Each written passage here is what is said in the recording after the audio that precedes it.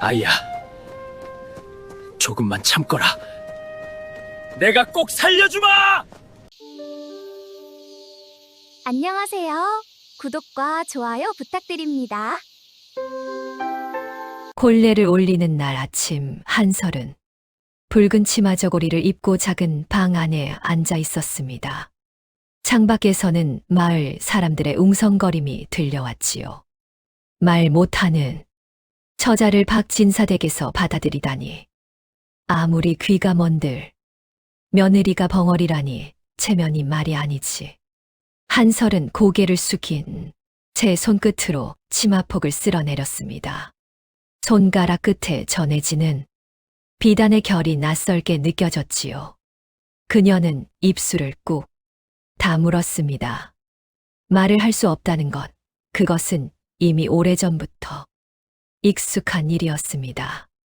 박진사 댁 사랑채에서는 시끌벅적한 잔치가 한창이었습니다. 하지만 정작 주인인 박 진사는 손님들의 입술만 바라보며 고개를 끄덕일 뿐이었지요. 귀가 먼 지 오래였기에 그는 사람들의 말을 듣는 대신 표정과 몸짓으로 뜻을 헤아렸습니다. 진사 어른, 축하드립니다. 누군가 술잔을 권했습니다.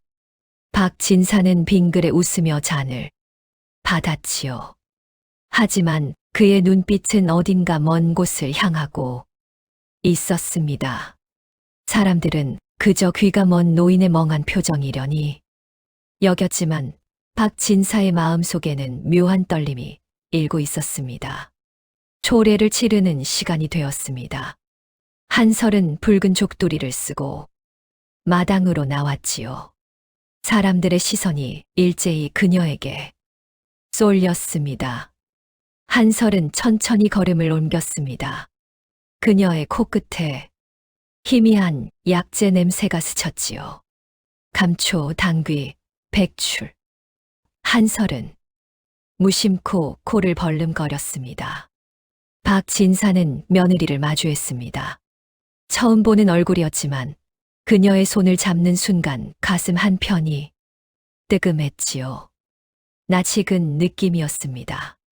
어디선가 본 듯한, 아니, 어쩌면 오래전 스쳐 지나간 인연 같은 것이었습니다. 박진사는 고개를 저었습니다. 나이 든 사람의 착각이려니 여기며 말이지요. 초례상 앞에서 두 사람은 절을 올렸습니다. 한설은 고개를 숙이며 시아버지의 얼굴을 힐끗 올려다보았습니다. 주름, 깊은 얼굴, 그리고 어딘가 익숙한 눈매. 한설은 가슴이 두근거렸지요. 하지만 그것이 무엇 때문인지는 알 수 없었습니다. 혼례가 끝나고 한설은 시댁으로 들어갔습니다. 안채로 들어서는 순간 그녀의 코끝에 진한 약재 냄새가 밀려들었지요. 한약방 특유의 쌉싸름하고 묵직한 향이었습니다. 한설은 눈을 감았습니다. 냄새를 따라가니 저마다 다른 기운이 느껴졌지요. 뜨거운 것, 차가운 것, 쓴 것, 단 것. 시어머니인 서씨 부인이 며느리를 맞았습니다. 그녀는 한설을 위아래로 훑어보더니 입술을 삐죽였지요. 말 한마디 못하는 며느리를 들이다니. 이 집안, 체면이 말이 아니구나. 서씨 부인의 목소리는 차가웠습니다. 한설은 고개를 숙였지요. 시어머니의 말이 들렸지만 대꾸할 수 없었습니다. 그저 두 손을 모은 채 조용히 서 있을 뿐이었습니다. 방으로 들어가거라. 내일부터 살림을 익혀야 할 테니. 서씨 부인은 고개를 돌렸습니다. 한설은 작은 방으로 안내되었지요. 방문을 닫고 홀로 남겨진 한설은 그제야 긴 한숨을 내쉬었습니다. 소리 없는 한숨이었습니다. 그날 밤이었습니다. 한설은 잠을 이루지 못하고 뒤척이다 방문을 열었지요. 달빛이 마당을 비추고 있었습니다. 그녀는 조용히 마루로 나와 한 약방 쪽을 바라보았습니다. 약방 문 틈으로 희미한 불빛이 새어나오고 있었지요. 한설은 천천히 약방으로 다가갔습니다. 문을 살짝 열자 약재 냄새가 확 밀려들었습니다. 그녀는 눈을 감고 냄새를 맡았지요. 인삼, 황기, 천공, 작약. 하나하나가 또렷하게 구분되었습니다. 한설은 손을 뻗어 약재 서랍을 열었습니다. 뭐 하는 게요? 뒤에서 목소리가 들렸습니다. 한설은 화들짝 놀라 돌아섰지요. 박진사가 서 있었습니다. 그는 며느리를 물끄러미 바라보았습니다. 한설은 고개를 숙이며 손을 내려놓았지요. 박진사는 천천히 다가왔습니다. 그는 며느리가 열어둔 약재 서랍을 들여다보았지요. 그리고는 고개를 갸웃했습니다. 며느리가 꺼낸 것은 모두 같은 효능을 가진 약재들이었습니다. 박진사는 며느리의 손을 가만히 잡았습니다. 그 순간이었습니다. 한설의 눈이 커졌지요. 박진사의 손에서 묘한 온기가 전해졌습니다. 오래전 어둠 속에서 느꼈던 그 따스한 손의 기억이 스쳤습니다. 한설은 가슴이 철렁했지요. 박진사는 며느리의 손을 놓으며 고개를 끄덕였습니다. 그는 입 모양으로 천천히 말했지요. 약을 아는구려. 한설은 고개를 끄덕였습니다. 박진사는 빙그레 웃었습니다. 그의 눈빛에는 예사롭지 않은 빛이 어렸지요. 말 못하는 며느리, 하지만 어쩌면 이 집안에 꼭 필요한 사람일지도 모른다는 생각이 들었습니다. 이튿날 아침이 밝았습니다. 한설은 일찍 일어나 마당을 쓸었지요. 빗자루를 움직이는 손길은 조용했지만 정갈했습니다. 서씨 부인이 마루에 앉아 그 모습을 지켜보았습니다. 며느리는 말없이 일했지만 그 침묵이 오히려 더 거슬렸지요. 저리 말없이 일만 하니 속을 모르겠구나. 서씨 부인은 중얼거리며 고개를 돌렸습니다. 한설은 그 말을 들었지만 표정을 바꾸지 않았지요. 그저 빗자루를 들고 약방 쪽으로 걸음을 옮겼습니다. 약방 문을 열자 박진사가 약재를 정리하고 있었습니다. 한설은 조용히 다가가 허리를 숙여 인사했지요. 박진사는 며느리를 보더니 고개를 끄덕였습니다. 그는 손짓으로 자리를 가리켰습니다. 한설은 그 자리에 앉았지요. 박진사는 며느리의 손을 가만히 잡았습니다. 한설은 깜짝 놀라 눈을 들었지요. 박진사는 그녀의 손바닥에 손가락으로 천천히 무언가를 그렸습니다. 한 획, 두 획.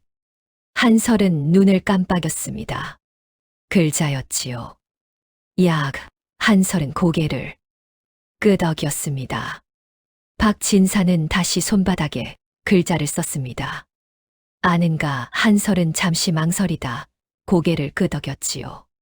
박진사의 눈에 빛이 돌았습니다. 그는 며느리의 손을 놓고 약재 서랍을 가리켰습니다. 한설은 일어나 서랍 앞으로 갔지요. 박진사는 손짓으로 무언가를 지시했습니다.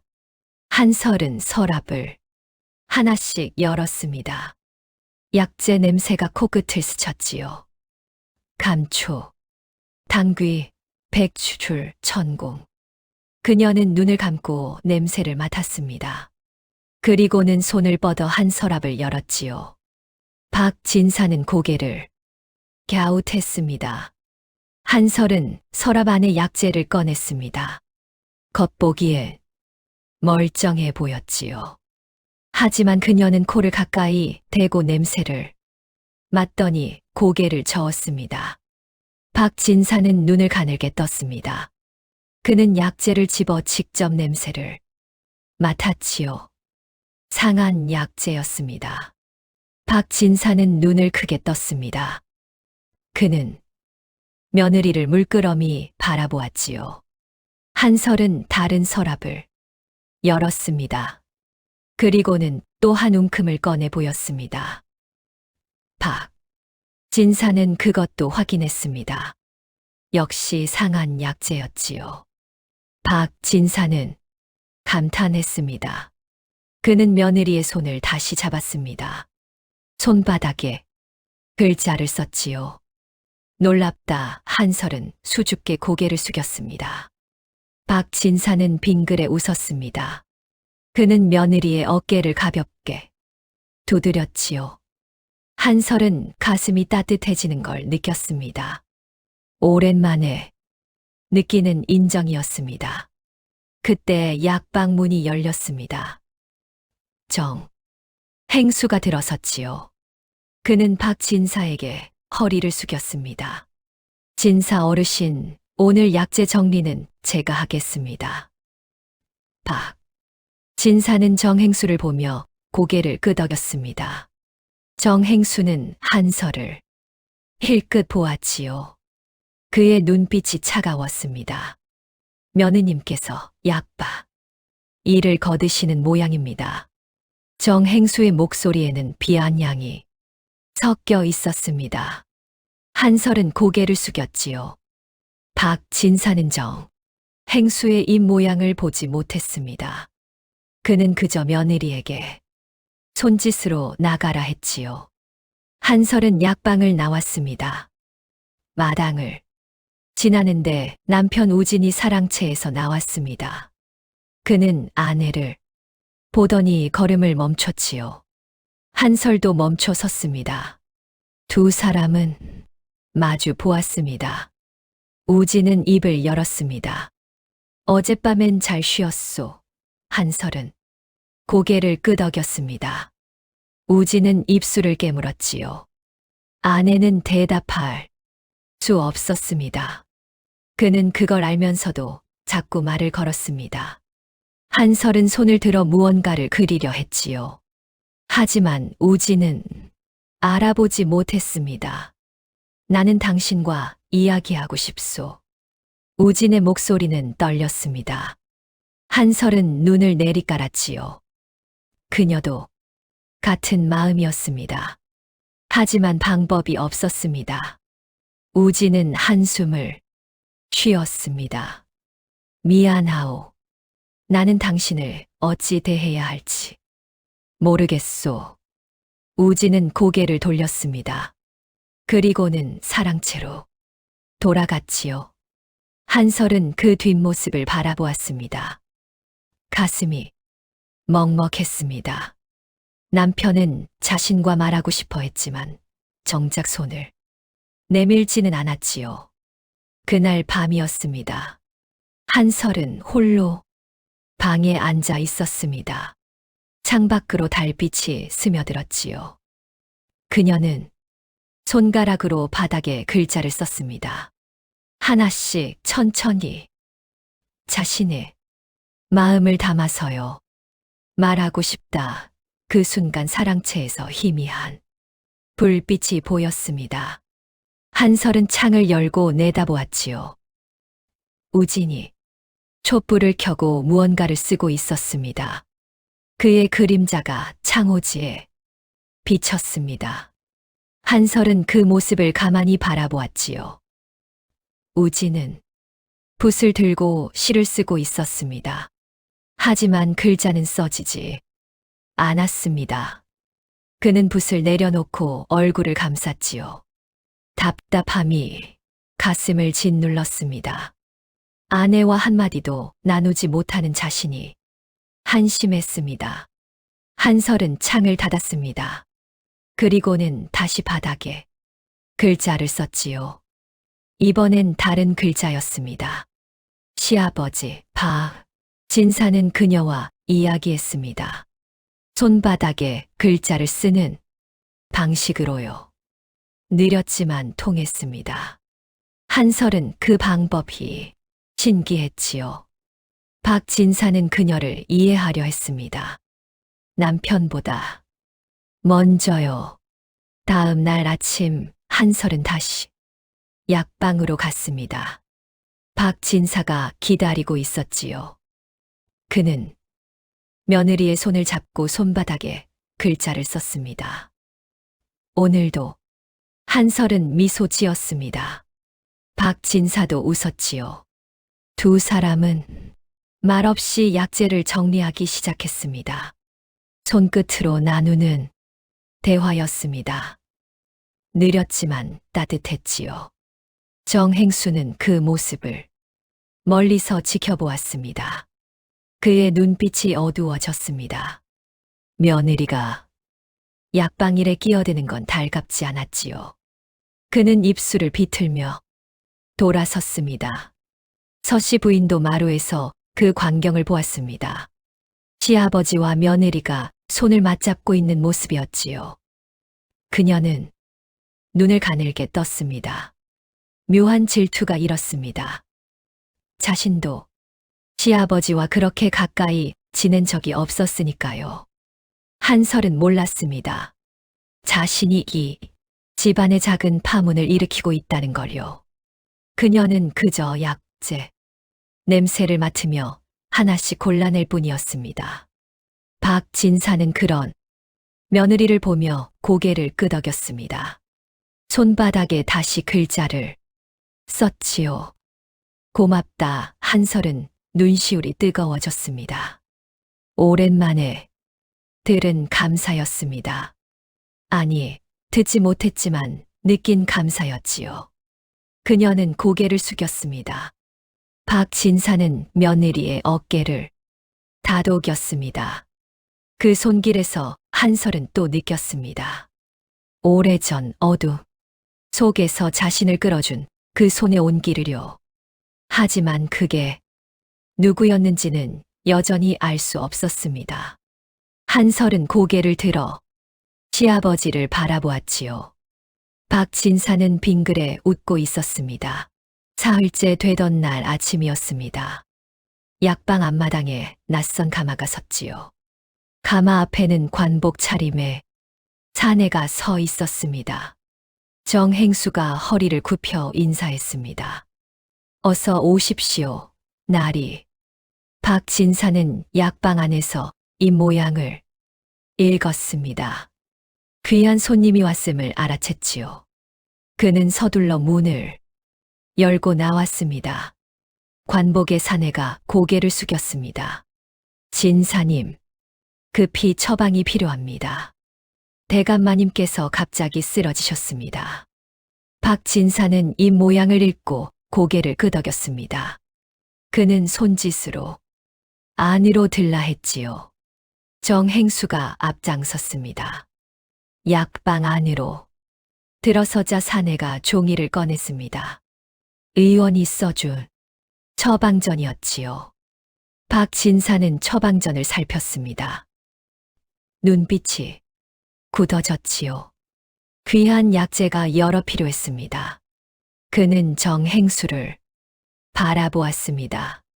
정행수가 고개를 끄덕이며 창고로 향했지요. 한설은 마당에서 그 모습을 지켜보고 있었습니다. 평소와 다른 긴장이 느껴졌지요. 그녀는 슬그머니 약방 쪽으로 다가갔습니다. 문틈으로 안을 들여다보았습니다. 정행수가 창고에서 나왔습니다. 손에는 약재, 꾸러미가 들려 있었지요. 박 진사가 받아 냄새를 맡았습니다. 그런데 눈썹이 꿈틀했습니다. 뭔가 이상했지요. 이게 진짜 환기입니까? 박 진사가 손바닥에 글자를 썼습니다. 정행수는 보지 못했지요. 하지만 박 진사의 표정을 읽었습니다. 그는 고개를 끄덕이며 말했습니다. 물론입니다, 진사님. 제가 직접 확인했습니다. 박 진사는 다시 냄새를 맡았습니다. 여전히 미심쩍었지요. 하지만 귀한 손님이 기다리고 있었습니다. 그는 약재를 다리라 지시했습니다. 한설은 문틈에서 그 광경을 보았습니다. 시아버지의 얼굴에 불안이 스쳐 지나갔지요. 그녀는 가슴이 두근거렸습니다. 뭔가 잘못되고 있었습니다. 바로 그때였습니다. 한설은 바람에 실려온 냄새를 맡았지요. 약방에서 흘러나오는 약재 냄새였습니다. 그녀의 코가 움찔했습니다. 익숙한 환기 냄새가 아니었지요. 섞인 냄새였습니다. 한설은 망설였습니다. 들어가야 할까요? 하지만 정행수의 눈초리가 떠올랐지요. 그녀는 입술을 깨물었습니다. 그래도 가만히 있을 수 없었습니다. 한설은 문을 열고 들어갔습니다. 관복의 사내가 놀라 그녀를 바라보았지요. 정행수의 얼굴이 굳었습니다. 아니, 이게 무슨... 한설은 듣지 못했습니다. 그녀는 박진사에게 다가가 손을 내밀었지요. 박진사가 고개를 갸웃했습니다. 한설은 약재 꾸러미를 가리켰습니다. 박진사는 며느리의 손을 잡았습니다. 한설이 그의 손바닥에 글자를 썼지요. 냄새에 박진사의 눈이 커졌습니다. 그는 며느리를 바라보았지요. 한설은 다시 썼습니다. 가짜 정행수가 끼어들었습니다. 진사님, 며느리께서 무슨 말씀을 하시는 겁니까? 박진사는 정행수를 보지 않았습니다. 그는 며느리의 손을 놓지 않았지요. 한설은 약재 꾸러미를 들어 코에 가져갔습니다. 깊이 들이마셨지요. 그리고는 고개를 저었습니다. 박진사는 며느리를 믿기로 했습니다. 그는 관복의 사내에게 손을 들어 기다리라 했지요. 그리고는 한설의 손을 잡고 창고로 향했습니다. 창고 안은 어두웠습니다. 약재 냄새가 뒤섞여 있었지요. 한설은 천천히 걸었습니다. 코를 킁킁거리며 냄새를 따라갔습니다. 박진사가 뒤따랐지요. 한설은 한쪽 구석에 멈추 섰습니다. 오래된 항아리들이 쌓여 있었지요. 그녀는 그중 하나를 가리켰습니다. 박진사가 뚜껑을 열었습니다. 안에서 진짜 환기 냄새가 올라왔습니다. 박진사의 얼굴이 굳어졌지요. 진짜 약재가 여기 숨겨져 있었습니다. 그는 며느리를 바라보았습니다. 한설은 다른 항아리들도 가리켰습니다. 박진사가 하나씩 열었지요. 모두 귀한 약재들이었습니다. 진짜였습니다. 그동안 정행수가 내놓은 건 가짜였던 겁니다. 박진사의 손이 떨렸습니다. 분노가 치밀었지요. 하지만 지금은 손님이 먼저였습니다.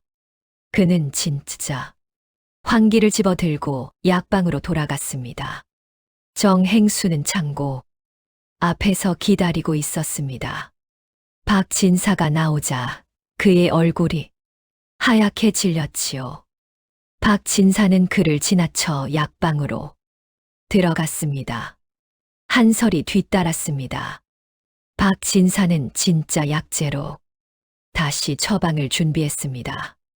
관복의 사내가 안도하며 받았지요. 그는 거듭 감사를 표하고 떠났습니다. 약방이 조용해졌습니다. 박진사는 정행수를 바라보았지요. 정행수는 고개를 숙였습니다. 진사님, 제가 박진사는 손을 들어 말을 막았습니다. 그는 며느리의 손을 잡았지요. 손바닥에 글자를 썼습니다. 고맙다. 한설은 고개를 숙였습니다. 박진사는 다시 썼습니다. 믿는다. 한설의 눈시울이 뜨거워졌습니다. 누군가 자신을 믿어준다는 게 이렇게 따뜻한 일인지 몰랐지요. 정행수는 그 모습을 지켜보았습니다.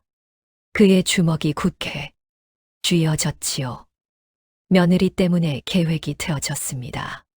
그는 입술을 비틀며 약방을 나갔습니다. 저녁이 되었습니다. 한설은 방에 홀로 앉아 있었지요. 오늘 일이 떠올랐습니다. 시아버지가 자신을 믿어준 것, 그 따뜻한 손길이 느껴졌습니다. 문이 열렸습니다. 우진이 들어왔지요. 그는 아내를 바라보았습니다. 오늘 아버님을 도왔다지요. 한설은 고개를 끄덕였습니다. 우진은 입술을 깨물었지요. 나는 당신이 무얼 하는지도 모릅니다. 당신과 아버님은 손으로 이야기하시던데 나는 그 방법도 모르겠소. 우진의 목소리가 떨렸습니다. 한설은 그의 손을 잡았지요. 우진이 놀라 그녀를 바라보았습니다. 한설은 그의 손바닥에 천천히 글자를 썼습니다. 배우면 됩니다. 우진은 손바닥의 감촉을 느꼈습니다. 글자였지요. 그는 눈을 감고 집중했습니다.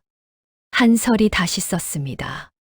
천천히 우진의 눈에서 눈물이 흘렀습니다. 아내가 자신에게 말을 건넬 것이었지요. 처음으로요. 한편 사랑채에서 정행수는 촛불을 켜고 앉아 있었습니다. 그의 얼굴에 그림자가 드리워졌지요. 그는 낮은 목소리로 중얼거렸습니다. 며느리, 이대로 둘 수 없어. 그의 눈빛이 어둠 속에서 빛났습니다. 복수를 다짐하는 눈빛이었지요. 그날 밤이었습니다. 우진은 촛불을 켜고 책상 앞에 앉았지요. 붓을 들었습니다. 먹을 갈았습니다. 한참을 망설이다 종이 위에 글자를 적기 시작했습니다. 시였습니다. 아내에게 전하고 싶은 마음을 담은 시였지요. 그는 한 글자 한 글자 정성껏 썼습니다. 다 쓰고 나서 종이를 말았습니다. 손이 떨렸습니다. 다음 날 아침이었습니다. 우진은 아내가 마당에서 빨래를 널 때를 기다렸지요. 한설이 허리를 펴는 순간 그가 다가갔습니다. 손에 말아둔 종이를 쥐고 있었습니다. 이것을 당신께 드리고 싶소. 한설은 고개를 갸웃했습니다. 우진이 종이를 건넸지요. 한설은 받아 들었습니다. 천천히 펼쳤습니다. 먹으로 쓴 글자들이 보였습니다. 하지만 그녀는 움직이지 않았습니다. 종이를 들여다보기만 했지요. 우진이 기대에 찬 눈으로 그녀를 바라보았습니다. 한설의 손이 조금씩 떨렸습니다. 그녀는 글자를 읽을 수 없었습니다. 어린 시절 배울 기회가 없었지요. 화재 이후 말을 잃고 나서는 더더욱 배울 길이 막혔습니다. 종이 위의 글자들은 그저 먹이의 흔적일 뿐이었습니다. 한설은 고개를 숙였습니다. 우진의 얼굴에서 기대가 사라졌지요. 그는 입술을 깨물었습니다. 당신은 읽지 못하는군요. 한설은 종이를 조심스럽게 말아 우진에게 돌려주었습니다. 우진은 받지 않았지요. 그는 고개를 돌렸습니다. 한설은 종이를 품에 넣고 천천히 방으로 돌아갔습니다. 방 안에서 그녀는 종이를 다시 펼쳤습니다. 글자를 읽을 수는 없었지만 남편이 자신을 위해 무언가를 썼다는 것은 알았습니다. 그녀는 종이를 코에 가까이 가져갔지요. 먹 냄새와 남편의 손때가 섞인 향이 느껴졌습니다. 한설은 생각했습니다. 자신도 남편에게 무언가를 전할 방법이 있을 거라고요. 그날 오후였습니다. 한설은 부엌으로 갔습니다. 차십 항아리들이 선반에 놓여 있었지요. 그녀는 하나씩 뚜껑을 열어 냄새를 맡았습니다. 녹차, 국화차, 보리차 각각의 향이 달랐습니다. 그녀는 우진이 평소 어떤 차를 좋아하는지 알고 있었습니다.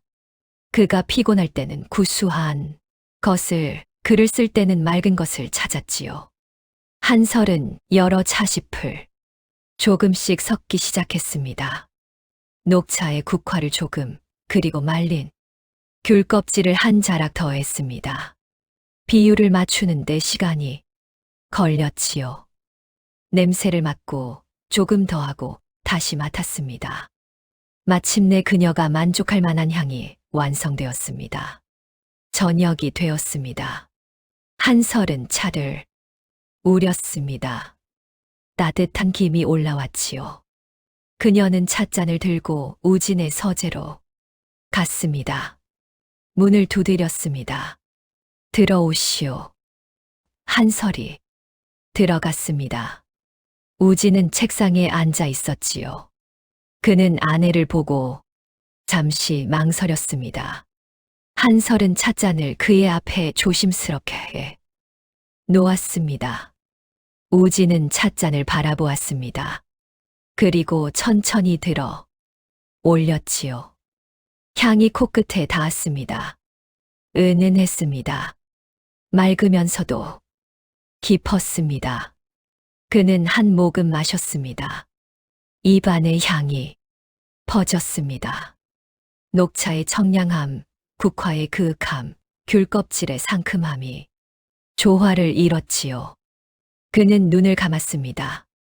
이런 차는 처음이었습니다. 우진은 아내를 바라보았습니다.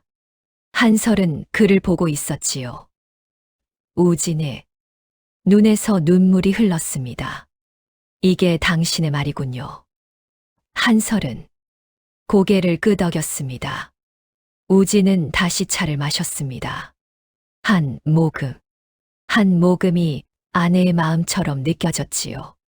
다음 날부터 한설은 또 다른 방법을 시도했습니다. 우진의 옷의 향을 배어들게 하는 것이었지요. 그녀는 우진이 즐겨 입는 도포를 가져왔습니다. 향나무 가루를 천에 싸서 옷 사이에 넣었습니다. 며칠 뒤였습니다. 우진은 도포를 입고 마을에 나갔습니다. 바람이 불 때마다 은은한 향이 풍겼지요. 지나가는 사람들이 고개를 돌렸습니다. 박도령, 무슨 좋은 향이 나는구려. 우진은 그제야 깨달았습니다. 아내가 자신의 옷에 향을 입혔다는 것을요. 그는 웃음을 지었습니다. 아내의 손길이 느껴졌습니다. 그날 밤이었습니다. 우진은 한설의 방문을 두드렸습니다. 한설이 문을 열었지요. 우진은 그녀의 손을 잡았습니다. 손바닥에 천천히 글자를 썼습니다. 고맙소. 한설은 미소 지었습니다. 우진이 다시 썼습니다. 당신과 이야기하고 싶소. 한설은 고개를 끄덕였습니다. 두 사람은 마루에 나란히 앉았지요. 달빛이 마당을 비추고 있었습니다. 우진은 한설의 손을 잡고 글자를 썼습니다. 한설은 느끼고 이해하고 답했습니다. 그녀도 우진의 손바닥에 글자를 썼지요. 천천히 조심스럽게요. 두 사람은 밤새 손으로 이야기를 나눴습니다. 말도 소리도 없었지만 마음은 통했습니다. 우진은 아내가 어떤 사람인지 조금씩 알아갔지요. 한설은 남편의 따뜻함을 느꼈습니다. 그 순간이었습니다. 마당 너머에서 인기척이 들렸습니다. 누군가 담장 밖에서 지켜보고 있었지요. 그림자가 스르르 사라졌습니다. 정행수였습니다. 그는 어둠 속에서 두 사람을 지켜보았습니다. 입가에 차가운 미소가 떠올랐지요. 저렇게 가까워지면 더 아플 텐데. 그는 돌아섰습니다. 그의 손에는 작은 주머니가 들려 있었습니다. 안에서 무언가 바스락거렸지요. 한편 사랑채에서는 박진사가 창밖을 바라보고 있었습니다. 달빛 아래 며느리와 아들이 나란히 앉아 있는 모습이 보였습니다. 그는 희미하게 웃었습니다. 둘이 서로를 찾아가는구나. 박진사는 가슴이 따뜻해졌습니다. 하지만 동시에 불안도 느껴졌지요. 정행수의 움직임이 심상치 않았습니다. 그는 며느리를 지켜야 한다고 생각했습니다. 다음 날 아침이었습니다. 한설은 부엌에서 아침을 준비하고 있었습니다. 서씨 부인이 들어왔지요. 며느리. 한설은 고개를 들었습니다. 서씨 부인은 그녀를 한참 바라보았습니다. 어제 도련님과 이야기를 나눴다지. 한설은 고개를 끄덕였습니다. 서씨 부인의 얼굴이 부드러워졌지요. 다행이구나. 내가 걱정했던 게 기우였나 보구나. 서씨 부인은 며느리의 어깨를 가볍게 두드렸습니다. 그리고 나갔습니다. 한설은 그 자리에 서서 가슴이 뛰는 것을 느꼈습니다. 인정받는다는 것, 받아들여진다는 것이 이렇게 따뜻한 일인지 몰랐습니다. 하지만 아무도 몰랐습니다. 정행수가 약방 창고에 몰래 들어가 무언가를 섞어 넣고 있다는 것을요. 그의 손이 약재 항아리 안으로 들어갔습니다. 주머니에서 가루를 꺼내 뿌렸지요. 그는 뚜껑을 닫고 빠져나갔습니다. 아무 일도 없었다는 듯이요. 며칠 뒤였습니다. 마을에 이상한 소문이 돌기 시작했습니다. 남문 쪽 골목에 사는 김씨네 셋째 아들이 갑자기 쓰러졌다는 것이었지요. 열이 치솟고 배를 움켜쥐며 괴로워했습니다. 그런데 이상했습니다. 같은 증상을 보이는 사람이 하나둘 늘어났지요. 모두 박진사 약방에서 약을 지어 먹은 사람들이었습니다.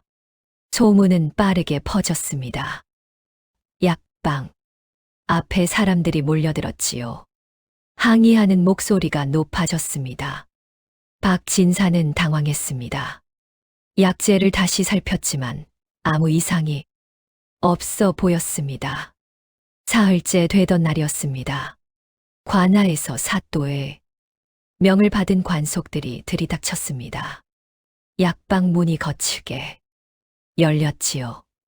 정행수가 앞장서서 안내했습니다. 이쪽입니다.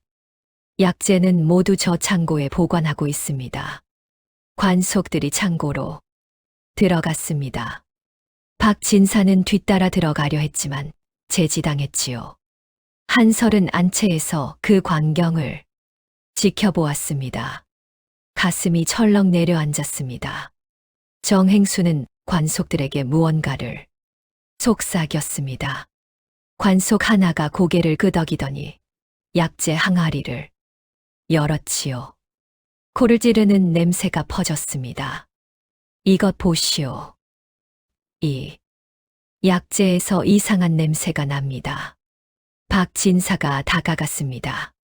하지만 귀가 먼 그는 관속의 말을 알아듣지 못했지요. 관속이 손짓으로 설명했습니다. 박진사는 항아리를 들여다보았습니다. 눈썹이 찌푸려졌습니다. 분명 평소와 달랐습니다. 색깔이 미묘하게 다르고 질감도 거칠어 보였지요. 박진사는 손을 뻗어 약재를 만져보았습니다. 이건 내가 준비한 약재가 아니요. 하지만 아무도 그의 말을 귀담아 듣지 않았습니다. 행수가 나섰지요. 진사 어르신, 약방 관리는 제가 맡고 있지 않습니까? 이 약재는 분명 어르신께서 직접 확인하신 것입니다. 박진사는 정행수를 바라보았습니다. 정행수의 얼굴에는 걱정스러운 표정이 가득했습니다. 하지만 눈빛만은 차가웠지요. 관속들은 약재를 몇 가지 더 조사했습니다. 그리고 항아리 하나를 더 열었습니다. 안에서 검은 빛이 도는 가루가 보였지요. 이건 뭡니까? 정행수가 놀란 듯 말했습니다. 저건 처음 봅니다. 어르신, 혹시 새로 들여오신 약재입니까? 박진사는 고개를 저었습니다. 전혀 본 적 없는 것이었지요. 관속이 가루를 조금 떠서 코에 대었습니다. 그리고 얼굴을 찌푸렸습니다. 이건 독초 갓소. 그 순간이었습니다. 한설이 창고 안으로 들어왔습니다. 서씨 부인이 말렸지만 소용없었지요. 한설은 관속들 사이를 비집고 들어가 항아리 앞에 섰습니다. 코를 가까이 대고 냄새를 맡았습니다. 눈이 커졌지요. 이 냄새는 분명했습니다. 동미나리였습니다. 어린 시절 화재 현장에서 맡았던 바로 그 냄새였지요. 한설은 고개를 돌려 박진사를 바라보았습니다. 박진사는 며느리의 눈빛을 읽으려 했습니다. 한설은 손을 뻗어 시아버지의 손바닥에 글자를 썼습니다. 독, 박진사의 눈이 흔들렸습니다. 한설이 다시 썼습니다. 동미나리. 박진사는 숨을 들이켰습니다. 동미나리라면 물가에서 자라는 맹독식물이었지요. 미나리와 비슷해 혼동하기 쉬웠습니다. 하지만 약방에 있을 리 없었습니다. 관속이 박진사를 밀어냈습니다. 일단 약방 문을 닫으시오. 사또께서 조사가 끝날 때까지 영업을 금하셨소. 박진사는 아무 말도 할 수 없었습니다. 관속들이 약재 몇 가지를 가지고 나갔지요. 정행수가 그들을 배웅했습니다. 입가에 미소가 스쳤습니다. 한설은 창고에 남았습니다. 다른 항아리들을 하나씩 열어 냄새를 맡았지요. 대부분은 정상이었습니다. 하지만 3개의 항아리에서 이상한 냄새가 났습니다. 모두 정행수가 최근에 정리했다던 약재들이었습니다. 한설은 가슴이 답답했습니다. 이걸 어떻게 설명해야 할지 몰랐지요. 박진사가 다가왔습니다. 한설의 어깨에 손을 얹었습니다. 한설은 시아버지를 올려다보았지요. 박진사는 고개를 끄덕였습니다. 믿는다는 뜻이었습니다. 한설은 다시 항아리 앞에 섰습니다. 동미나리가 어디서 왔는지 알아야 했습니다. 창고 안을 살폈지요. 바닥에 떨어진 자국들, 먼지가 쓸린 흔적들이 보였습니다. 한설은 그 흔적을 따라갔습니다. 창고 뒤편 구석에 작은 자루가 숨겨져 있었지요. 자루를 열었습니다. 안에서 동미나리 뿌리가 나왔습니다. 한설은 자루를 들고 박진사에게 보여주었습니다. 박진사의 얼굴이 굳어졌지요. 누군가 일부러 독을 섞어 넣은 것이 분명했습니다. 밤이 되었습니다. 한설은 잠들지 못했습니다. 정행수의 얼굴이 떠올랐지요. 그의 눈빛, 그의 미소, 그의 말투, 모든 것이 의심스러웠습니다. 한설은 자리에서 일어났습니다. 조용히 방을 나섰지요. 달빛이 마당을 비추고 있었습니다. 한설은 약방 쪽으로 걸어갔습니다. 약방 뒤편에 행수의 작은 창고가 있었습니다. 한설은 주변을 살폈지요. 아무도 없었습니다. 문고리를 잡았습니다. 잠겨 있지 않았습니다. 문을 열고 안으로 들어갔습니다. 어둠 속에 있어서 손으로 더듬었지요. 선반 위에 무언가 놓여 있었습니다. 작은 주머니들이었습니다. 한설은 주머니를 하나 집어 코에 댔습니다. 동미나리 냄새가 났습니다. 다른 주머니에서도 같은 냄새가 났지요. 한설의 손이 떨렸습니다. 그때였습니다. 밖에서 발소리가 들렸습니다. 한설은 몸을 숨겼지요. 문이 열렸습니다. 정행수가 들어왔습니다. 그는 선반으로 다가갔습니다. 주머니를 만지작거렸지요. 그리고 중얼거렸습니다. 이제 며칠만 더 버티면 되는데. 한설은 숨을 죽였습니다. 정행수가 돌아섰습니다. 한설과 눈이 마주쳤지요. 정행수의 얼굴이 굳어졌습니다. 누구요? 한설은 움직이지 않았습니다. 정행수가 다가왔습니다. 달빛이 한설의 얼굴을 비췄지요. 정행수는 눈을 크게 떴습니다. 마마님. 한설은 손에 든 주머니를 들어 보였습니다. 정행수의 얼굴이 하얗게 질렸지요. 그는 뒤로 물러섰습니다.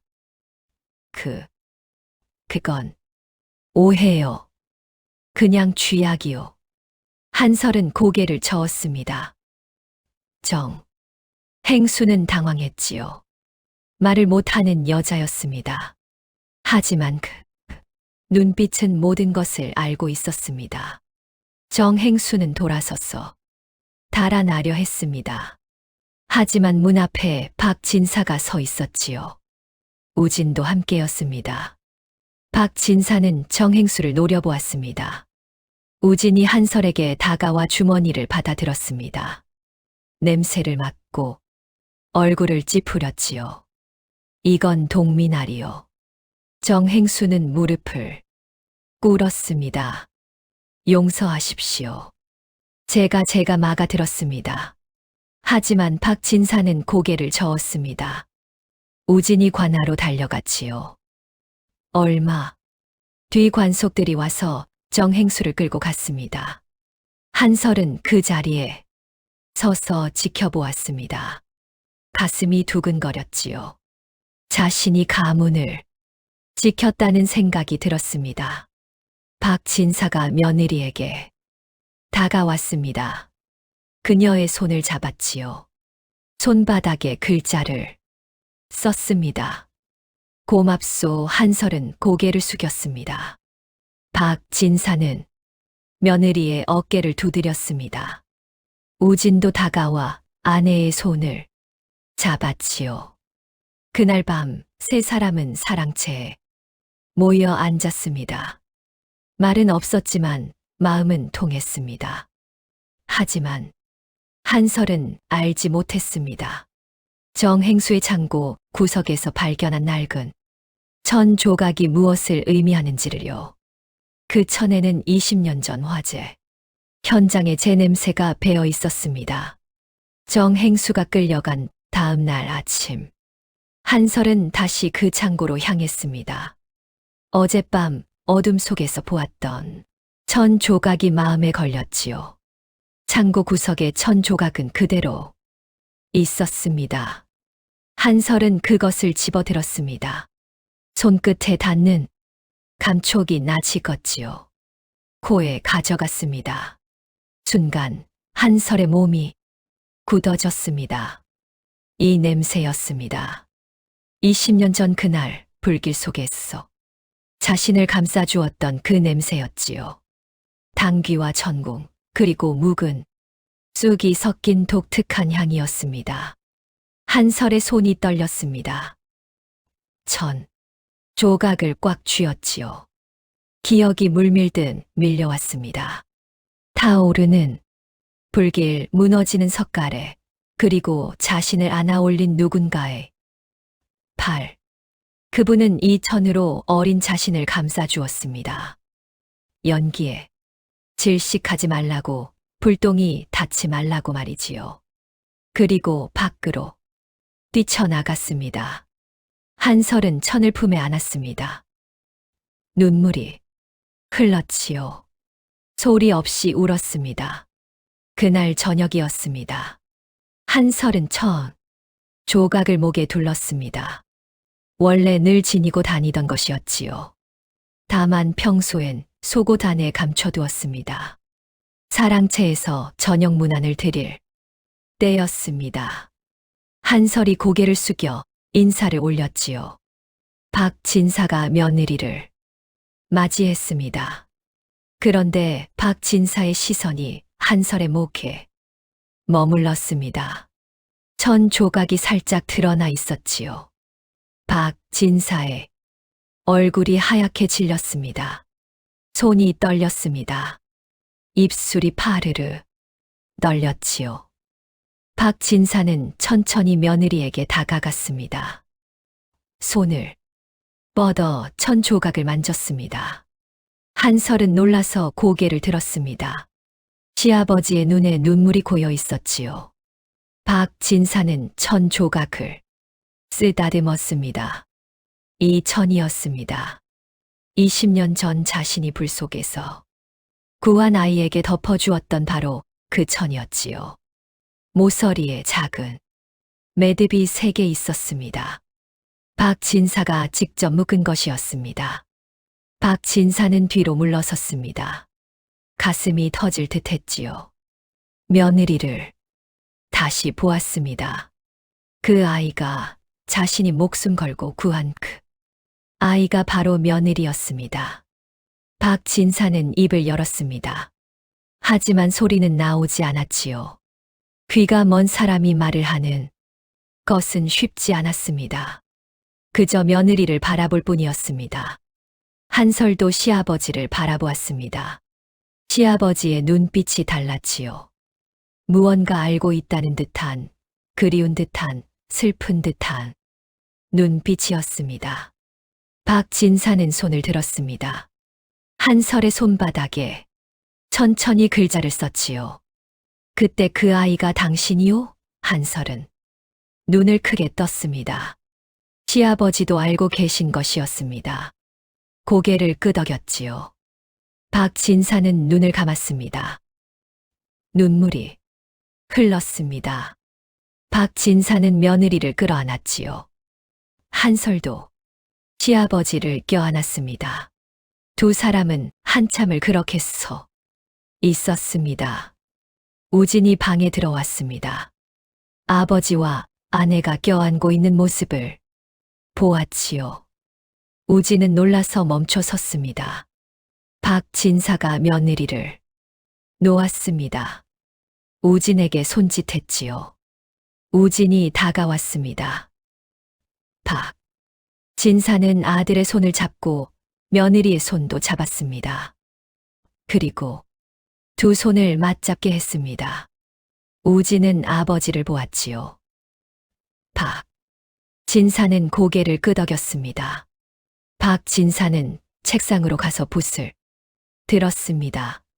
종이에 글을 썼지요. 우진이 다가와서 읽었습니다. 20년 전 내가 불 속에서 구한 아이가 바로 내 아내다. 하늘이 맺어준 인연이니라. 우진은 종이를 들고 떨었습니다. 아내를 보았지요. 한설은 고개를 숙였습니다. 우진은 아내에게 다가가 손을 잡았습니다. 그래서 아버님께서 당신을 그리 아끼셨던 것이요. 한설은 고개를 들어 남편을 보았습니다. 우진이 웃고 있었지요. 한설도 웃었습니다. 박진사는 다시 붓을 들었습니다. 종이에 글을 더 썼지요. 그날 나는 귀를 잃었다. 하지만 한 생명을 구했으니 후회는 없다. 이제야 알았구나. 내가 구한 아이가 우리 가문을 구할 줄은. 우진이 그 글을 한설에게 보여주었습니다. 한설은 눈물을 흘렸지요. 박진사에게 다가가 절을 올렸습니다. 진사는 며느리를 일으켰습니다. 그리고 천 조각을 만졌지요. 한설은 천을 풀어 시아버지 손에 올려놓았습니다. 박진사는 천을 받아들었습니다. 코에 가져갔지요. 20년 전 그날에 냄새가 희미하게 남아 있었습니다. 박진사는 천을 가슴에 안았습니다. 그날 밤 박진사는 혼자 사랑채에 앉아 있었습니다. 천 조각을 펼쳐놓고 오래 바라보았지요. 20년 전 그날이 떠올랐습니다. 불길이 치솟던 밤 아이의 울음소리를 들었습니다. 망설이지 않고 뛰어들었지요. 석가래가 무너졌습니다. 귀 옆을 스쳤습니다. 그 순간 청력을 잃었습니다. 하지만 아이를 구했습니다. 이 천으로 감싸서서 밖으로 데리고 나왔지요. 아이는 울고 있었습니다. 목이 쉬어 소리가 나오지 않았습니다. 박진사는 아이를 마을 어귀에 내려놓았습니다. 누군가 발견할 것이라 믿었지요. 그리고 돌아섰습니다. 다시는 그 아이를 보지 못했습니다. 이제야 알았습니다. 그 아이가 자라서 자신의 며느리가 되었다는 것을요. 박진사는 천을 접었습니다. 가슴이 따뜻했지요. 며칠이 흘렀습니다. 한설은 시아버지를 볼 때마다 새로운 눈빛으로 보았습니다. 생명의 은인이자 이제는 진짜 아버지 같은 분이었지요. 박진사도 며느리를 대하는 태도가 달라졌습니다. 더욱 자주 손을 잡았고 더욱 자주 미소 지었지요. 두 사람 사이에는 말이 없어도 깊은 무언가가 흐르고 있었습니다. 하지만 한설은 알지 못했습니다. 시아버지의 귀가 그날 자신을 구하다가 다친 것임을요. 진사도 아직 그 사실을 며느리에게 알리지 않았습니다. 진실은 조금씩 천천히 드러나고 있었습니다. 그러던 어느 날이었습니다. 마을 어귀에서 수레 하나가 들어왔습니다. 수레에는 사람이 누워 있었지요. 얼굴이 붉게 달아올라 있었습니다. 역병이요, 역병이. 돌았소. 마을 사람들이 소리쳤습니다. 수레를 끌던 사내가 쓰러졌지요. 입에서 거품이 흘러나왔습니다. 소식은 빠르게 퍼졌습니다. 하루가 지나자 마을 곳곳에서 신음소리가 들렸지요. 사흘이 지나자 약방 앞에 사람들이 줄을 섰습니다. 박진사는 약방 문을 활짝 열었습니다. 한설을 불렀지요. 며느리는 즉시 달려왔습니다. 박진사가 손으로 가리켰습니다. 약재 상자들이었지요. 한설은 고개를 끄덕였습니다. 시아버지의 뜻을 알았습니다. 한설은 약재를 꺼내기 시작했습니다. 코를 가까이 대고 냄새를 맡았지요. 황기, 당귀, 감초. 하나하나 골라냈습니다. 환자들이 들어왔습니다. 한설은 그들 옆에 앉았지요. 숨소리를 들었습니다. 손을 잡아 맥을 짚었습니다. 그리고 일어나 약재를 배합했습니다. 박진사가 지켜보았지요. 며느리의 손놀림이 정확했습니다. 밤이 되었습니다. 환자는 줄어들지 않았지요. 한설은 쉬지 않고 약을 다렸습니다. 연기가 피어올랐습니다. 우진이 약방으로 들어왔습니다. 아내가 땀을 흘리며 일하고 있었지요. 우진은 곁으로 다가갔습니다. 내가 돕겠소. 한설이 고개를 들었습니다. 남편을 보았지요. 우진이 웃고 있었습니다. 한설은 고개를 끄덕였습니다. 우진은 소매를 걷었습니다. 약탕기 옆에 앉았지요. 한설이 손짓으로 이를 가르쳐 주었습니다. 우지는 조심스럽게 따라 했습니다. 여치 흘렀습니다. 역병은 더 심해졌지요. 마을 사람 절반이 알아 누웠습니다. 그날 저녁이었습니다. 안채에 서서 비명이 들렸지요. 한설이 달려갔습니다. 시어머니가 쓰러져 있었습니다. 서씨 부인의 얼굴이 새빨갛게 달아올라 있었습니다. 숨이 가빠 보였지요. 한설은 시어머니를 부축했습니다. 방으로 옮겼습니다. 이불을 덮어드렸지요. 서씨 부인이 눈을 떴습니다. 며느리를 보았습니다. 한설아. 목소리가 가늘었습니다. 한설은 시어머니 손을 잡았지요. 뜨거웠습니다. 열이 심했습니다. 한설은 일어났습니다. 약방으로 뛰어갔지요. 약재를 꺼냈습니다. 평소보다 더 조심스럽게 골랐습니다. 인삼, 맹문동, 오미자. 손끝으로 만졌습니다. 냄새를 맡았지요. 가장 좋은 것만 골라냈습니다. 약을 다렸습니다. 연기가 피어올랐지요. 한설은 불을 지켜보았습니다. 손을 모았습니다. 약이 다 다려졌습니다. 한설은 사발에 따랐지요. 안채로 갔습니다. 서씨 부인은 깨어 있었습니다. 한설이 다가가자 고개를 돌렸지요. 한설은 사발을 들었습니다. 시어머니 입가에 가져갔습니다. 쓸 개다. 서씨 부인이 말했습니다. 하지만 입을 열었지요. 한설이 조심스럽게 약을 먹였습니다. 한 모금, 두 모금. 서씨 부인이 다 마셨습니다. 한설은 사발을 내려놓았지요. 시어머니를 눕혔습니다. 밤이 깊었습니다. 한설은 시어머니 곁을 지켰지요. 이마에 물수건을 올려놓았습니다. 손을 잡았습니다. 서씨 부인이 잠꼬대를 했습니다. 헛소리였지요. 한설은 손을 더 꽉 잡았습니다. 새벽이 되었습니다. 서씨 부인의 숨소리가 고르게 바뀌었지요. 한설은 이마를 만져보았습니다. 열이 내렸습니다. 한설은 안도했습니다. 하지만 자리를 뜨지 않았지요. 계속 곁을 지켰습니다. 해가 떴습니다. 서씨 부인이 눈을 떴지요. 며느리가 옆에 앉아 있었습니다. 밤새 깨어 있었던 것 같았습니다. 한설아. 서씨 부인이 손을 내밀었습니다. 한설이 그 손을 잡았지요.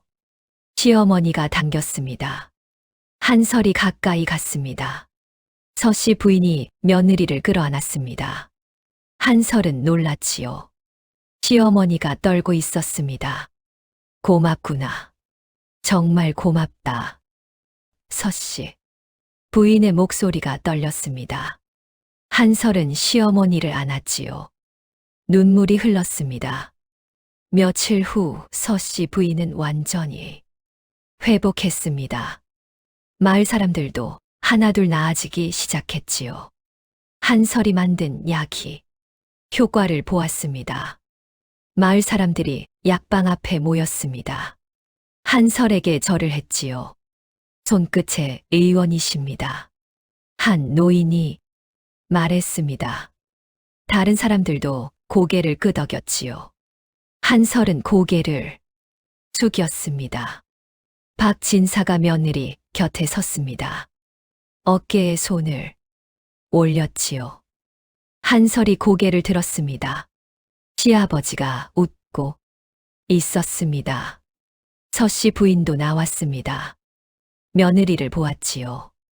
한설에게 다가갔습니다. 손을 잡았습니다. 우리 며느리가 이 마을을 구했습니다. 서씨 부인이 마을 사람들에게 말했습니다. 목소리에 자부심이 묻어났지요. 한설은 시어머니를 보았습니다. 서씨 부인이 웃고 있었습니다. 하지만 한설은 몰랐습니다. 약방 안쪽에서 정행수가 지켜보고 있다는 것을요.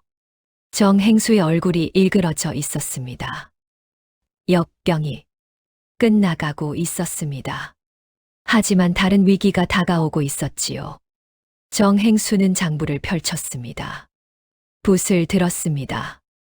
무언가를 적히기 시작했습니다.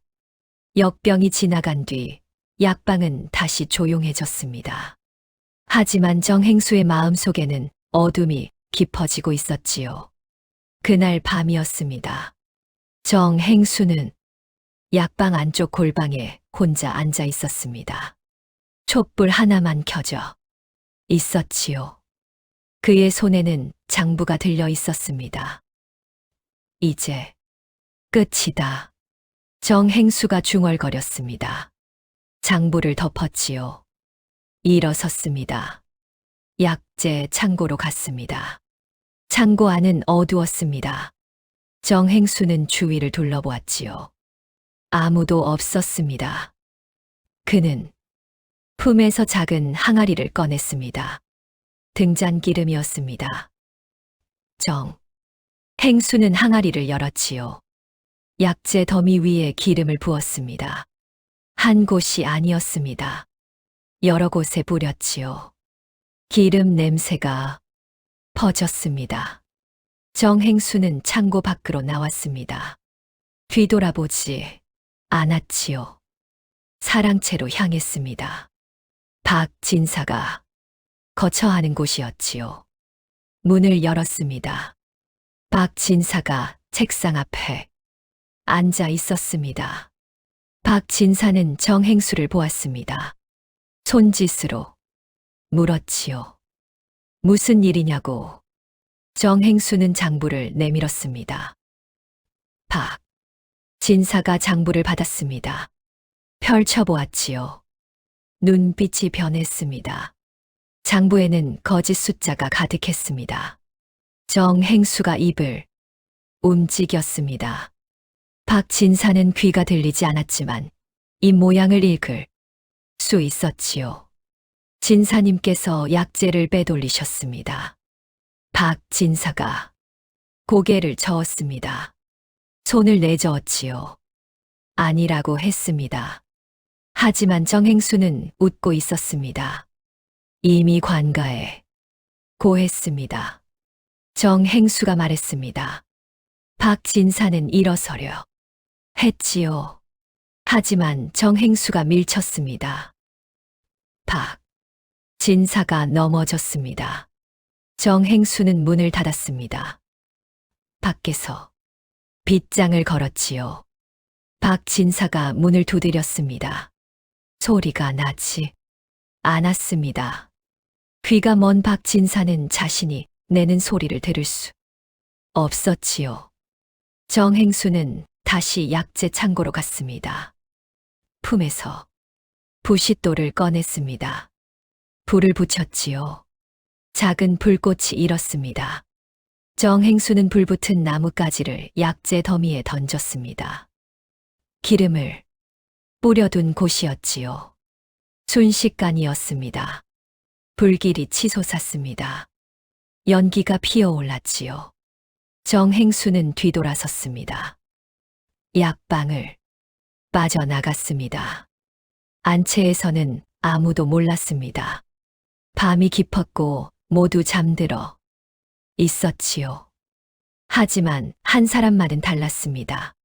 한설이었습니다. 한설은 잠에서 깼습니다. 코끝에 낯선 냄새가 스쳤지요. 탄 냄새였습니다. 한설은 벌떡 일어났습니다. 방문을 열었지요. 연기가 보였습니다. 약방 쪽에서 피어오르고 있었습니다. 한설은 뛰었습니다. 신발도 제대로 신지 못했지요. 마당을 가로질렀습니다. 약방으로 달려갔습니다. 불길이 보였습니다. 약재 창고에서 불이 났습니다. 한설은 입을 벌렸지요. 소리를 내려 했습니다. 하지만 목소리가 나오지 않았습니다. 한설은 안채를 돌아보았습니다. 사람들을 깨워야 했지요. 하지만 어떻게 한설은 주위를 둘러보았습니다. 그때 보였습니다. 약방 처마 밑에 걸린 큰 종이었지요. 화재를 알리는 종이었습니다. 한설은 종으로 달려갔습니다. 종을 쳤습니다. 온 힘을 다해 쳤지요. 손이 아팠습니다. 하지만 멈추지 않았습니다. 계속 쳤습니다. 종소리가 울렸습니다. 밤하늘에 퍼졌지요. 안채에서 불이 켜졌습니다. 사람들이 깨어났습니다. 우진이 가장 먼저 뛰어나왔습니다. 아내가 보였지요. 종을 치고 있었습니다. 뒤에는 불길이 타오르고 있었습니다. 불이야, 우진이 소리쳤습니다. 마을 사람들도 깨어났지요. 하나둘 달려왔습니다. 한설은 종을 놓았습니다. 사랑채로 뛰었지요. 문이 닫혀 있었습니다. 빗장이 걸려 있었습니다. 한설은 빗장을 풀었습니다. 문을 열었지요. 안에 박진사가 쓰러져 있었습니다. 연기를 마셨던 것입니다. 한설은 시아버지를 부축했습니다. 밖으로 끌고 나왔지요. 우진이 달려왔습니다. 아버지를 안았습니다. 아버지, 우진이 외쳤습니다. 박진사는 눈을 떴지요. 며느리를 보았습니다. 한설이 자신을 내려다보고 있었습니다. 진사의 눈이 커졌습니다. 불길이 한설의 뒤에서 타오르고 있었지요. 그 모습이 20년 전과 똑같았습니다. 그때 그 아이였습니다. 화재 속에서 구해낸 아이. 박진사는 떨리는 손을 들었습니다. 한설의 손을 잡았지요. 마을 사람들이 물을 날랐습니다. 불을 껐지요. 약방은 반쯤 탔지만 완전히 사라지진 않았습니다. 우진이 주위를 살폈습니다. 정행수가 보이지 않았지요. 창고로 갔습니다. 기름 냄새가 났습니다. 정행수가 불을 질렀습니다. 우진이 외쳤습니다. 마을 사람들이 웅성거렸지요. 몇몇이 정행수를 찾아 나섰습니다. 새벽이 되기 전이었습니다. 행수가 붙잡혔지요. 마을 어귀에서 도망치다 잡혔습니다. 행수는 끌려왔습니다. 박진사 앞에 무릎을 꿇었지요. 진사는 정행수를 내려다보았습니다. 정행수가 입을 열었습니다. 박진사는 들을 수 없었지만 한설이 곁에 있었지요. 한설은 정행수의 말을 손짓으로 옮겼습니다. 약방이 탐났습니다. 진사님이 귀가 먼 것을 이용했습니다. 며느리가 말을 못하는 것도 이용하려 했습니다. 정행수의 목소리가 떨렸습니다. 한설의 손짓이 이어졌지요. 박진사는 고개를 끄덕였습니다. 하지만 그 며느리가 나를 막았습니다. 정행수가 한설을 보았습니다. 한설은 고개를 돌렸지요. 정행수는 끌려갔습니다. 박진사는 며느리를 보았습니다. 한설도 시아버지를 보았지요. 박진사의 눈에 눈물이 고였습니다. 박진사는 한설의 손을 잡았습니다. 가슴에 가져갔지요. 한설은 시아버지의 심장 소리를 느꼈습니다. 박진사가 입을 움직였습니다. 한설은 그 말을 읽었지요. 고맙소. 2번이나 살려주었소. 한설은 고개를 갸우뚱했습니다. 무슨 뜻인지 몰랐지요. 하지만 박진사는 더 말하지 않았습니다. 그저 며느리의 손을 꼭 잡고 있었습니다. 해가 떠올랐습니다. 단, 약방 위로 아침 햇살이 내렸지요. 한설은 하늘을 보았습니다. 연기가 사라지고 있었습니다. 해가 떠올랐습니다. 단, 약방 위로 아침 햇살이 내렸지요. 한설은 하늘을 보았습니다. 연기가 사라지고 있었습니다.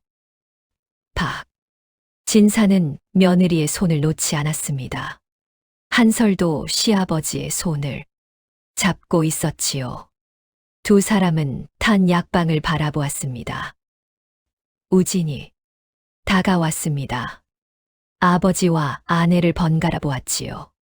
박진사가 우진을 보았습니다. 손짓으로 무언가를 가리켰습니다.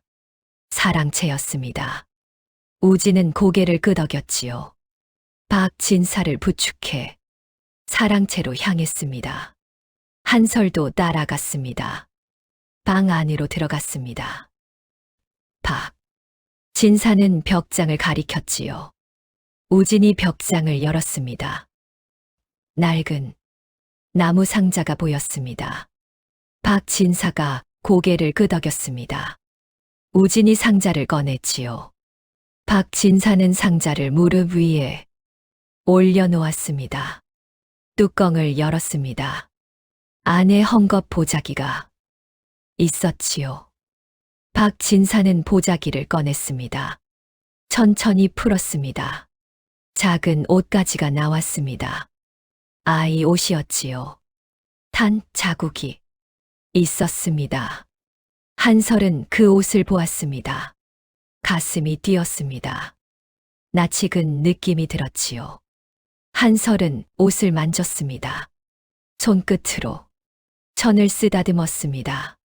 박진사가 한설의 손을 잡았습니다.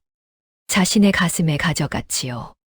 한설은 시아버지의 심장 소리를 느꼈습니다. 박진사의 입술이 움직였습니다. 한설은 그 말을 읽었지요. 20해 전이었소. 박진사의 눈에 눈물이 고였습니다. 한설은 숨을 멈췄지요. 박진사가 계속 말했습니다. 이웃 마을에 불이 났소. 나는 그곳을 지나가다 불길을 보았지요. 박진사의 손이 떨렸습니다. 한설은 그 손을 꼭 잡았지요. 박진사가 이어갔습니다. 집 안에서 아이 울음소리가 들렸소. 마지막으로 들은 소리였지요. 한설의 눈이 커졌습니다. 박진사는 고개를 끄덕였습니다. 불 속으로 뛰어들었소. 아이를 찾았지요. 작은 여자아이였소. 박진사가 한설을 보았습니다. 한설의 눈에서 눈물이 흘렀지요. 박진사가 말을 이었습니다. 아이를 안고 나왔소. 그때 대들보가 무너졌지요. 귀가 먹었소. 하지만 아이는 살았소. 박진사는 한설의 손을 들었습니다. 손바닥을 펼쳤지요. 작은 흉터가 있었습니다. 박진사가 흉터를 가리켰습니다. 이 자국을 기억하오. 뜨거운 나무에 대인 자국이었지요. 한설은 자신의 손을 보았습니다. 어릴 적부터 있던 흉터였지요. 어떻게 생긴 건지 몰랐습니다. 양어머니도 알지 못했습니다. 박진사가 한설의 얼굴을 보았습니다. 떨리는 손으로 며느리의 뺨을 어루만졌지요. 당신이 그 아이였소. 한설의 입술이 떨렸습니다. 목에서 소리가 나오려 했지요. 하지만 나오지 않았습니다. 대신 눈물이 흘렀습니다. 우진이 두 사람을 보았습니다. 아버지와 아내가 울고 있었지요. 우진도 눈시울이 붉어졌습니다. 한설은 시아버지의 손을 잡았습니다. 자신의 이마에 가져갔지요. 박 진사의 손이 따뜻했습니다. 박 진사가 말했습니다. 한설은 입술을 읽었지요. 나는 당신을 구했소.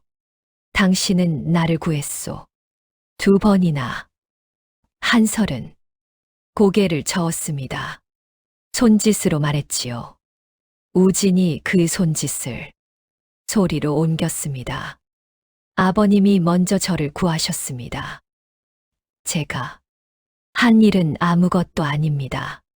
박진사가 고개를 저었습니다. 한설의 손을 꼭 잡았지요. 아니요. 당신은 이 집을 구했소. 나를 구했소. 우진을 구했소. 박진사의 눈빛이 깊어졌습니다. 한설을 똑바로 보았지요. 당신은 말을 잃었소. 나는 귀를 잃었소. 같은 불에 서였소. 한설의 가슴이 뜨거워졌습니다. 20해 전 그날이 떠올랐지요. 어둠 속에서 누군가 자신을 안아준 기억. 따뜻한 품. 힘찬 심장 소리.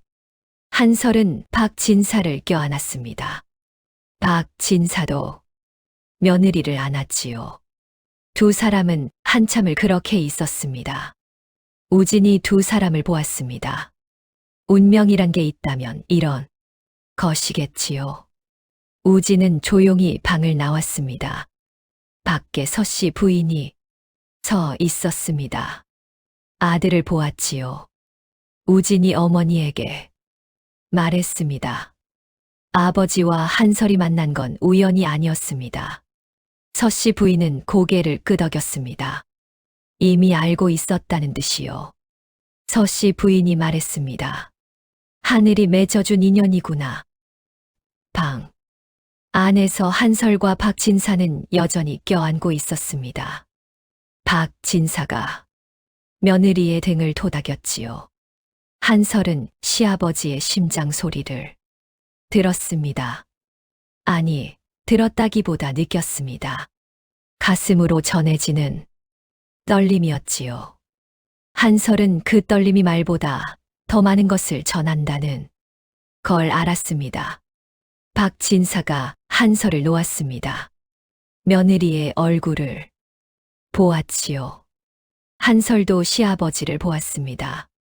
박진사의 입술이 움직였습니다. 한설은 그 말을 읽었지요. 이제 알겠소. 하늘이 당신을 이 집으로 보낸 이유를. 한설은 고개를 갸우뚱했습니다. 박진사가 미소 지었지요. 당신은 집의 귀가 되어 주었소. 나는 당신의 목이 되어 주고 싶소. 한설의 눈에서 또 눈물이 흘렀습니다. 박진사가 그 눈물을 닦아주었지요. 한설은 시아버지의 손을 잡았습니다. 2 사람은 창밖을 보았습니다. 해가 높이 떠올랐지요. 단 약방이 보였습니다. 하지만 절망은 보이지 않았습니다. 희망이 보였습니다. 새로 지을 약방이 보였지요. 함께 살아갈 날들이 보였습니다. 세월이 흘렀습니다. 약방은 다시 일어섰고 박진사의 이름은 더욱 높아졌지요. 하지만 시간은 누구에게나 공평했습니다. 박진사의 머리는 하얗게 새었고 허리는 점점 굽어갔습니다. 어느 봄날이었습니다. 박진사가 쓰러졌지요. 약방에서 처방전을 쓰다가 갑자기 붓을 놓쳤습니다. 우진이 급히 달려왔습니다. 아버지, 박진사는 아들의 입술을 읽었습니다. 손을 흔들었지요. 괜찮다는 뜻이었습니다. 하지만 일어서지 못했습니다. 한설이 달려왔습니다. 시아버지를 부축했지요. 박진사의 얼굴을 살폈습니다. 안색이 좋지 않았습니다. 한설은 즉시 시아버지를 안방으로 옮겼습니다. 의원이 왔습니다. 진맥을 했지요. 고개를 저었습니다. 우진의 얼굴이 굳었습니다. 서씨 부인은 눈물을 훔쳤지요. 한설은 밤낮으로 시아버지를 간호했습니다. 죽을 수 얻어먹였습니다. 약을 달여 올렸지요. 땀을 닦아주고 이불을 덮어드렸습니다. 박진사는 며느리를 보았습니다. 한설의 손을 잡았지요. 고맙다는 뜻이었습니다. 한설은 고개를 저었습니다. 당연한 일이라는 듯이요. 며칠이 흘렀습니다. 진사의 기력이 조금씩 떨어졌습니다. 죽도 잘 넘기지 못했지요. 한설은 더욱 세심하게 돌보았습니다.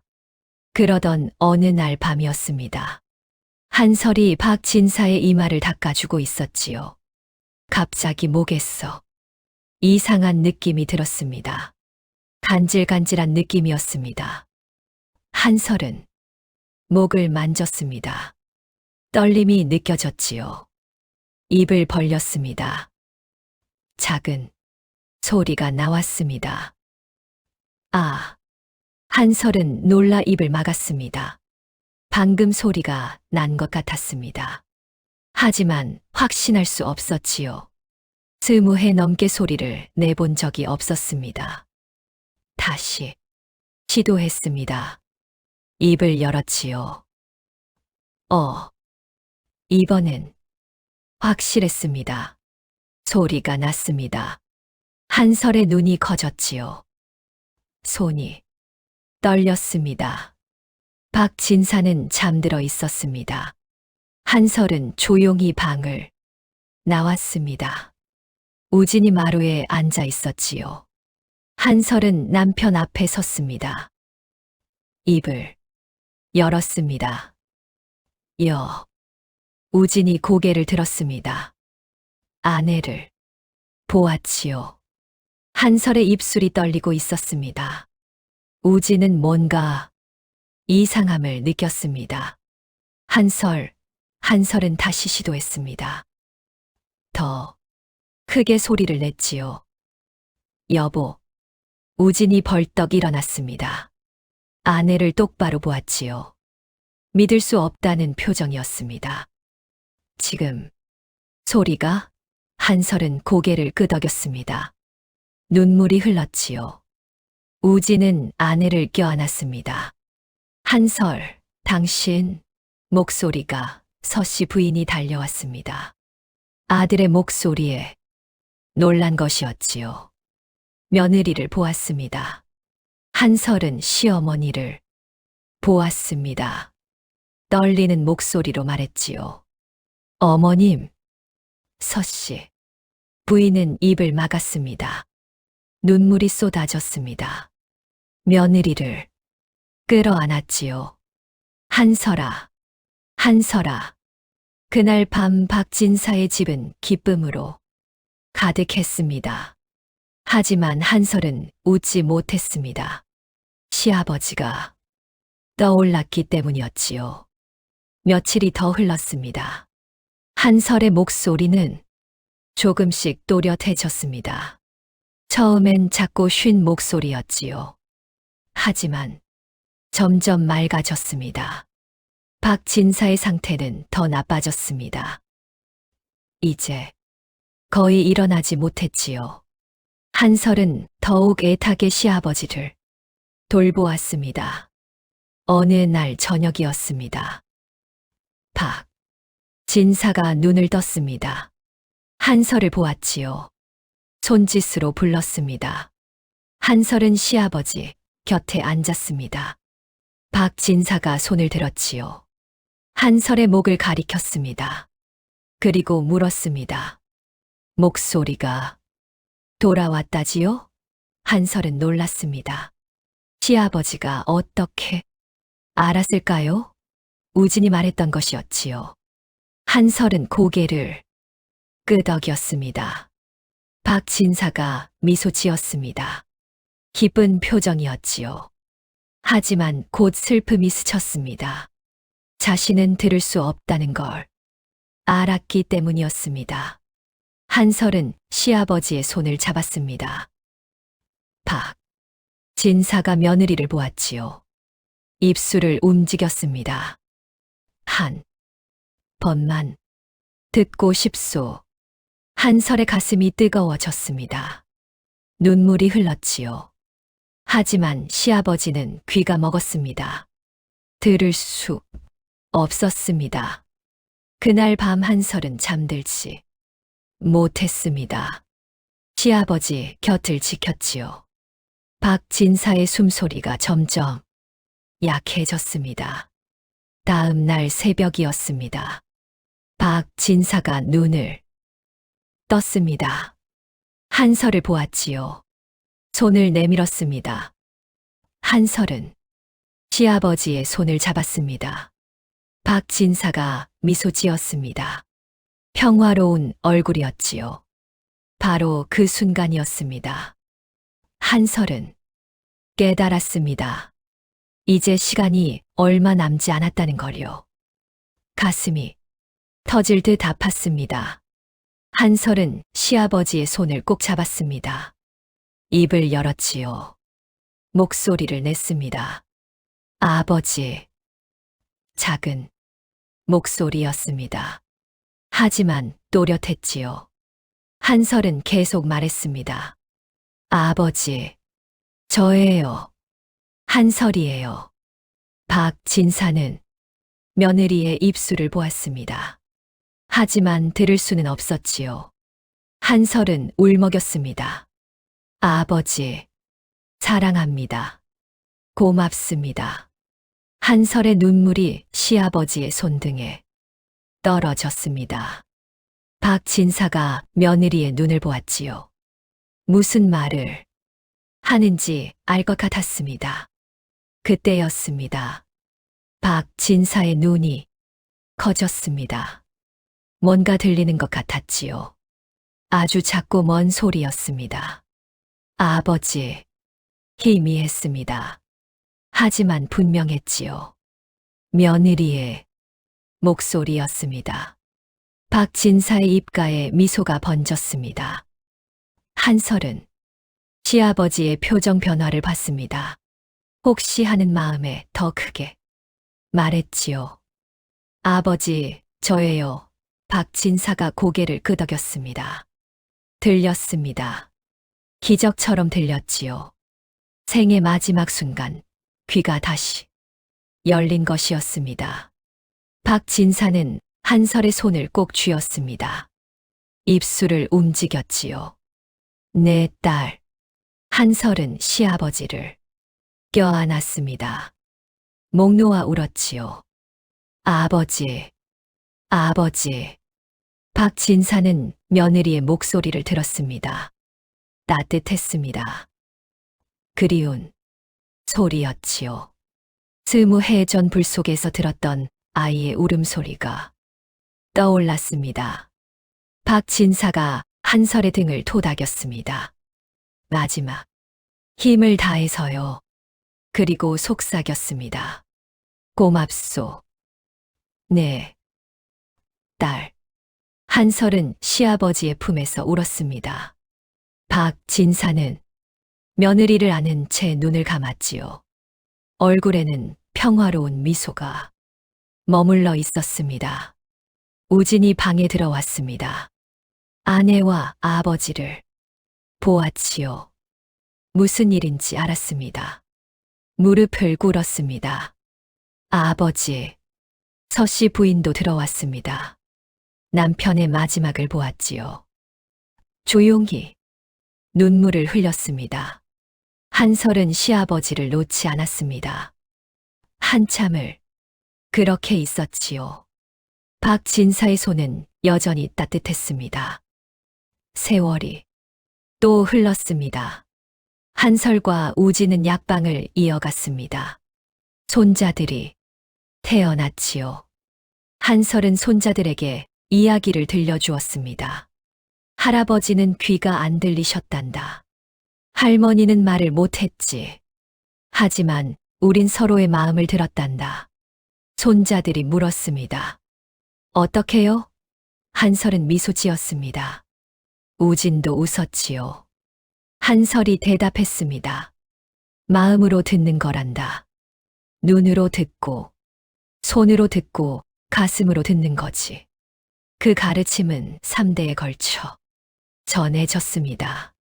박진사의 약방은 대대로 이어졌지요. 그리고 사람들은 말했습니다. 저 집은 침묵 속에서도 마음이 통한다네. 약방 앞마당에는 나무 한 그루가 서 있었습니다. 박진사가 심은 나무였지요. 한설은 그 나무를 볼 때마다 시아버지를 떠올렸습니다. 나무는 해마다 꽃을 피웠습니다. 말없이 소리 없이요. 하지만 그 아름다움은 모두에게 전해졌습니다. 한설은 알았습니다. 진정한 소통은 소리에 있지 않다는 것을요. 마음에 있다는 것을. 그리고 사랑은 침묵 속에서도 흐른다는 것을요.